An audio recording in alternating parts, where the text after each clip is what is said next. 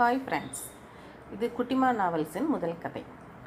எங்களுடைய கதைகளை நீங்கள் குட்டிமா தேவிஸ்ரீ என்ற பெயரில் அமேசான் கிண்டிலிலும் பிரதிலிபி தளத்திலும் படித்து மகிழலாம். ஜுல்மத் முதல் பகுதி. ஜுல்மத் இளமை நீரூற்று.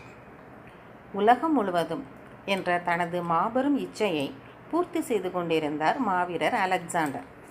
ஒன்றன் பின் ஒன்றாக அவர் காலடி எடுத்து வைத்த அனைத்து நாடுகளும் அவரது காலடியில் வீழ்ந்தன. அனைத்து வெற்றிகளையும் பார்த்து பார்த்து பெருமிதம் கொண்டார் அலெக்சாண்டர். ஒரு நாள் அவரது மனதில் ஒரு சந்தேகம் எழுந்தது. அந்த சந்தேகம் அவரது மூளைக்குள் சென்று அவரது நிம்மதியை முழுவதுமாக குலைத்தது. ஒருவேளை தனது உயிருக்கு ஏதாவது நேர்ந்துவிட்டால் அதன் பிறகு அவரது பிரம்மாண்ட சாம்ராஜ்யத்தின் நிலை என்ன என்பதே அந்த சந்தேகம். இந்த சந்தேகம் அவரை உறங்கவிடாமல் செய்து கொண்டிருந்தது. ஒருவேளை தனக்கு ஏதாவது நேர்ந்துவிட்டால் தனது சாம்ராஜ்யம் அழிந்துவிடுமே என்று நினைத்தார். இந்த சந்தேகத்திற்கு உடனடியாக தீர்வு காண வேண்டும் என்று முடிவு செய்தார். ஒரு நாள் அலெக்சாண்டர் தனது தேசத்தில் உள்ள வயதான ஆன்றோர்கள், சான்றோர்கள் என அனைவரையும் அழைத்தார். அவர்களிடம் தனது மனக்கவலையை கூறினார். ஆன்றோர்களே, சான்றோர்களே, எனது சந்தேகம் இதுவே. ஒருவேளை என் உயிருக்கு ஆபத்து நேர்ந்தால் எனது சாம்ராஜ்யத்தின் நிலை என்ன ஆகும் என்று நினைத்து நான் கவலை கொள்கிறேன். இதற்கு தங்களால் இயன்ற தீர்வை கூற வேண்டும் என்று கேட்க பலர் அவரவர் தீர்வை கூறினர். ஆனால் எந்த பதிலும் அலெக்சாண்டரின் மனதை தொடவில்லை. எதையும் அவரால் ஏற்றுக்கொள்ள இயலவில்லை. இறுதியாக அந்த நாட்டின் பழம் பெரும் முதியவர் ஒருவர் வந்தார். அரசே, இங்கிருந்து வடக்கு திசையில் பல மைல் தூரம் சென்றால் முல்க் ஃபாரஸ் என்ற ஒரு இடம் இருக்கிறது. அங்கு ஒரு பயங்கர பாலைவனம் இருக்கிறது. அந்த பாலைவனத்தை கடந்து செல்வது மிகவும் கடினம். ஆனால் அந்த பாலைவனத்தை கடந்து செல்ல அங்கு ஜுல்மத் என்ற பெயரில் ஒரு மர்மமான தனி பிரதேசம் இருக்கிறது. அந்த பிரதேசத்தில் ஒரு அழகிய நீர்வீழ்ச்சி உள்ளது. அந்த நீரோடையில்தான் வாழ்க்கை முழுவதும் இளமையை பரிசாக தரும் நீர் பாய்ந்தோடி கொண்டிருக்கிறது. அதை பருகினால் தாங்கள் என்றும் இளமையாக இருக்கலாம் என்று கூற அலெக்சாண்டரின் மனம் பூரித்து போனது. உடனே உற்சாகமானார். ஜுல்மத், அந்த பிரதேசத்தை பற்றி வேறு ஏதேனும் தகவல்கள் உள்ளதா? அரசே, அந்த புனிதமான இளமை நீரூற்றின் பாதுகாவலனாக குவாஜா கிஜர் என்ற பழங்கிழவன் ஒருவன் இருக்கிறான். அந்த கிழவன் அந்த நீரூற்றின் நீரை குடித்ததால் தான் இன்னும் உயிரோடு இருக்கிறான். அந்த கிழவன் அனுமதித்தால் மட்டுமே ஜுல்மத்தின் நீரை ஒருவரால் அருந்த இயலும். ஒருவேளை அவன் விரும்பாவிட்டால் அந்த நீரை அருந்துவதை அவனால் தடுக்கவும் இயலும். நல்லது, நான் அந்த கிழவனிடம் அனுமதி பெற்றே அந்த நீரை அருந்துவேன். அந்த முதியவர் கூறியதை கேட்ட பின்பு அரசர் உடனடியாக ஜுல்மத்திற்கு செல்ல வேண்டும் என்ற முடிவிற்கு வந்தார். அந்த நீரை பருகி இளமையாக இன்னும் பலம் வாய்ந்தவனாக இந்த உலகில் வலம் வந்து அவரது சாம்ராஜ்யத்தை காக்க வேண்டும் என்று நினைத்து கொண்டார். உடனே தனது வீரர்களுக்கு ஆணையும் பிறப்பித்தார். வீரர்களே, தயாராகுங்கள், நாம் உடனே ஜுல்மத்திற்கு செல்ல வேண்டும் என்று கட்டளையிட வீரர்களும் அவரது ஆணைக்கேற்ப ஜுல்மத்திற்கு செல்ல தயாராகினர். இன்னும் நிறைய கதைகள் கேட்க எங்களுடைய சேனலை லைக் பண்ணுங்கள், சப்ஸ்கிரைப் பண்ணுங்கள். ஹாய் ஃப்ரெண்ட்ஸ், இது குட்டிமா நாவல்ஸின் முதல் கதை. எங்களுடைய கதைகளை நீங்கள் குட்டிமா தேவிஸ்ரீ என்ற பெயரில் அமேசான் கிண்டிலிலும் பிரதிலிபி தளத்திலும் படித்து மகிழலாம். ஜுல்மத் இரண்டாம் பகுதி. ஒரு நாள் அலெக்சாண்டர் தனது 40 படை வீரர்களை அழைத்து கொண்டு அந்த மர்மமான இளமை நீரூற்றி தேடிச் சென்றார். வழியெங்கும் தேவைப்படும் உணவுகளையும் நீரையும் அவர்கள் தங்களுடன் எடுத்துச் சென்றனர். பல நாட்களாக அந்த பகுதியை அனைவரும் தேடி அலைந்தனர். இரவு பகல் பாராமல் அவர்கள் தேடி அலைய கொண்டு வந்த உணவும் நீரும் கூட தீர்ந்து போனது. வீரர்கள் நம்பிக்கை இழக்கும் போதெல்லாம் அலெக்சாண்டர் அவர்களுக்கு நம்பிக்கை அளித்து அழைத்துச் சென்றார். அந்த முதியவர் கூறிய பாலைவனத்தை நெருங்கினர். மிகவும் கொடுமையான பாலைவனம் அது. அந்த பாலைவனம் அவர்களின் உடல்களை எரித்தது. அனைவரின் கண்களும் சிவந்து போயின. பசியும் தாகமும் அதிகமாக அவர்கள் நடக்க முடியாமல் திணறினர். அனைத்து கொடுமைகளையும் தாங்கிக் கொண்டு அவர்கள் அந்த பாலைவனத்தை கடக்க இறுதியாக அவர்களின் கண்களுக்கு ஜுல்மத் என்ற பிரதேசம் தெரிந்தது. அதை பார்த்தவுடன் அலெக்சாண்டரின் மனதில் மகிழ்ச்சி ஏற்பட்டது. ஜுல்மத்தை நோக்கி விரைந்து ஓடினர். ஜுல்மத்தை நோக்கி செல்ல செல்ல அவர்களின் எதிரே கிழவன் ஒருவன் தோன்றினான். சட்டென எதிரே பெரிய உருவமும் கொடிய தோற்றமும் கொண்ட அவனை பார்த்து அலெக்சாண்டரின் வீரர்களே சற்று பயந்தனர். அவனது ரூபம் பயங்கரமாக இருந்தது.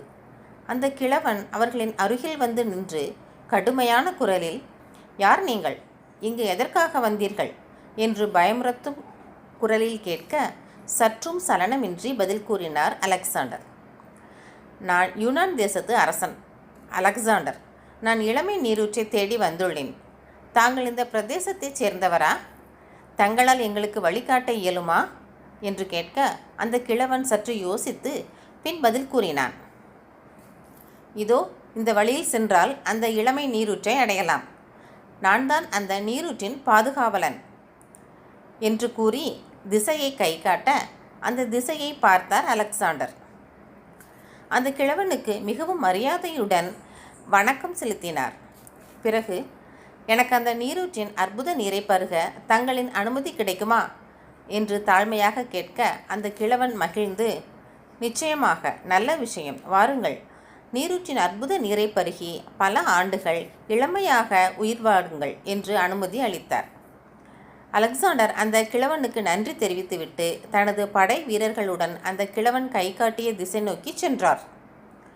அந்த திசையில் ஒரு மர்மமான சுரங்கம் இருந்தது. பெரிய பெரிய பாறைகளும் அதில் கொடிய பூச்சிகளும் விஷ பாம்புகளும் இருந்தது. அந்த சுரங்கம் அவர்களின் கண்களை இருளாக்கியது. மிகவும் கஷ்டப்பட்டு அந்த சுரங்கத்தின் உள்ளே நடந்தனர். சற்று தொலைவில் எங்கோ நீரின் சலசலப்பு சத்தம் கேட்க அலெக்சாண்டரின் முகம் பிரகாசமானது. அனைவரின் முகத்திலும் மலர்ச்சி ஏற்பட்டது.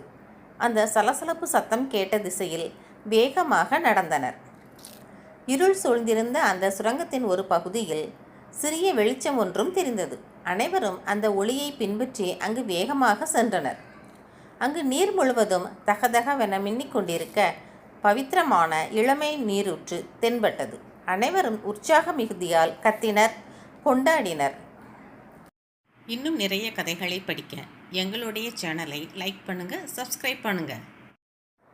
ஹாய் ஃப்ரெண்ட்ஸ், இது குட்டிமா நாவல்ஸின் முதல் கதை ஜுல்மத் 3ஆம் பகுதி. எங்களுடைய கதைகளை நீங்கள் குட்டிமா தேவிஸ்ரீ என்ற பெயரில் அமேசான் கிண்டிலிலும் பிரதிலிபி தளத்திலும் படித்து மகிழலாம். ஜுல்மத்தை கண்டதும் அனைவரும் மகிழ்ச்சி அடைந்தனர்.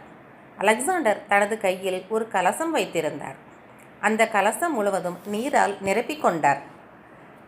வீரர்களே, நாம் இந்த நீரை இங்கு பருக வேண்டாம். நமது தாய்நாட்டிற்கு சென்று மிகப்பெரிய விழா எடுப்போம், கொண்டாடி மகிழ்வோம், பிறகு அருந்துவோம் என்று கூற அனைவரும் அதனை ஆமோதித்தனர். அலெக்சாண்டர் அந்த கலசத்தை தனது கையில் எடுத்துக்கொண்டார். அனைவரும் உற்சாகமாகவே தாய்நாட்டை நோக்கி நடக்கத் தொடங்கினர். அலெக்சாண்டரின் மனதில் மிகப்பெரிய உற்சாகமும் மகிழ்ச்சியும் நிரம்பி வழிந்தது. எனக்கு இளமை நீரூற்றின் நீர் கிடைத்துவிட்டது. அதனை குடித்த பிறகு நான் சிரஞ்சீவியாக வாழ இயலும். பிறகு என்னால் எனது சாம்ராஜ்யத்தை சுலபமாக காக்க இயலும் என்று நினைத்து கர்வம் கொண்டார். இளமை நீரூற்றை தேடி அலைந்ததிலேயே அவர்கள் மிகவும் களைப்பாக இருந்தனர். சுரங்கத்திலிருந்து வெளியே வந்தவுடன் சிறிது நேரம் இளைப்பாறி விட்டு அதன் பிறகு செல்வோம் என்று முடிவெடுத்தனர். அலெக்சாண்டரும் அதற்கு சம்மதித்தார். அவர்கள் அந்த கலசத்தை மிகவும் பத்திரமாக வைக்க எண்ணினர். ஒரு மரத்தில் இருந்த கிளையில் அந்த கலசத்தை கட்டி தொங்க விட்டனர். அதன் பிறகு அந்த மர நிழலில் அனைவரும் படுத்து உறங்கிவிட்டனர். களைப்பில் அவர்களது உறக்கம் மிகவும் ஆழமாக சென்றது. மிகவும் அமைதியான அந்த சூழலில் மிகவும் தாகத்தோடு ஒரு காகம் பறந்து வந்தது. அந்த காகம் மரத்தின் கிளையில் அமர அதன் கண்களுக்கு பளிச்சென்று தெரிந்தது அந்த கலசம். மெல்ல மெல்ல பறந்து அதன் அருகே வந்து அந்த கலசத்தின் நீரை பருகியது. சத்தம் கேட்டு எழுந்த வீரர்கள் அந்த காகத்தை விரட்ட பதற்றத்தில் அந்த காகம் கலசத்தை ஆட்டிவிட அதிலிருந்த நீர் அனைத்தும் கீழே கொட்டியது. அலெக்சாண்டர் எழுந்து வந்தார். இப்பொழுது அவரது கண்களுக்கு காலியான கலசம் மட்டுமே தெரிந்தது. அவர் மிகவும் கவலையடைந்தார். அங்கிருந்த அனைவரின் முகத்திலும் கவலை வழிந்தோடியது. அவர்களை பார்த்து, அலெக்சாண்டர், நான் மீண்டும் ஒருமுறை இளமை நீரூற்றிற்கு சென்று அந்த அற்புத நீரை மீண்டும் எடுத்து வருகிறேன் என்று கூறி தன்னுடன் சிலரை மட்டும் அழைத்து கொண்டு ஜுல்மத்தை நோக்கி சென்றார். ஆனால் அவருக்கு இந்த முறை ஏமாற்றமே மிஞ்சியது. இப்பொழுது அந்த இடத்தில் எந்த ஒரு நீரூற்றும் இல்லை. மிகப்பெரிய பாறை மட்டுமே இருந்தது. ஏனென்றால் இளமை நீரூற்றின் நீரை இரண்டாவது முறையாக யாராலும் எடுக்க இயலாது. உற்சாகம் இழந்து நாடு திரும்பினார் அலெக்சாண்டர். செல்லும் வழியில் அவரது மனம் அவரிடம் கூறியது, என்னை விட அந்த நீரூற்றின் பாதுகாவலனாகிய அந்த பழங்கிழவன் மிகவும் பாக்கியசாலி என்று.